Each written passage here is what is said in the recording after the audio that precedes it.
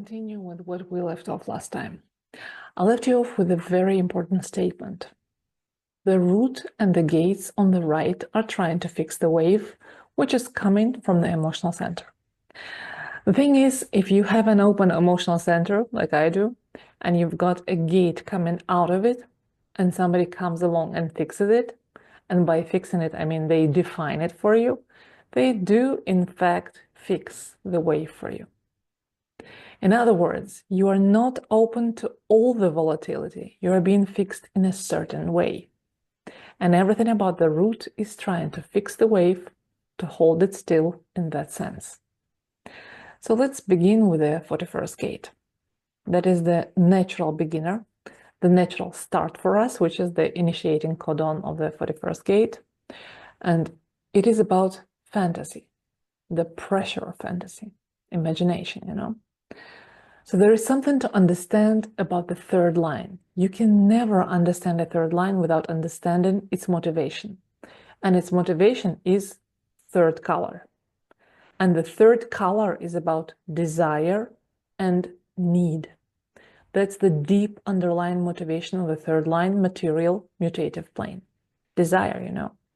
And here in the 41st gate, we have the desire. Let me sell you a fantasy. That really works, you know. We sell fantasy all the time. The true selling of spirituality is in the 19th gate, but the 41st gate has this sell you something you can't get to. That always keeps you a customer. Hold this fantasy that when you die, if you've been good, God is going to invite you to his home in heaven for a party, you know. And while you are holding on to this fantasy, it costs me a lot of money to keep on reminding you this. And I have to live, you know, I gotta feed my children, you know. So do me a favor here. I'm supplying you fantasy and you pay me. So this is how it works in a nutshell. I don't want to offend anybody. I'm just talking about archetypes here, okay? When I talk about God or religion, I'm talking about archetypes. What are the archetypes in each of the gate? And if you think about this, the fantasy world, the world of ice and fire, for example, the Game of Thrones, the Harry Potter world, this is all selling of fantasy, turning on people's desires, you know, the pressure of this. And what does the line 3 in the 41st gate says? It says efficiency. In times of decrease, selfishness is justified. Isn't this wonderful? You do not sell desire collectively. You sell desire to the collective selfishness. In other words, what you do is that you make the entire collective want to share the same desires. We have car companies in the world that make 200 cars a year, and there are probably 100 million men that will go to bed every night fantasizing driving one of them, and will never get behind that wheel. So this is the power of desire. And when this power of desire is attuned to only your selfishness, it's like, I don't care if it doesn't make sense, you know, I just want it. You know, this capricious child. I don't care if it's crazy, I want it. And how do you sell that? Like, it doesn't matter. Go get it, you know. So personal ambition is not about gaining, it's about spending.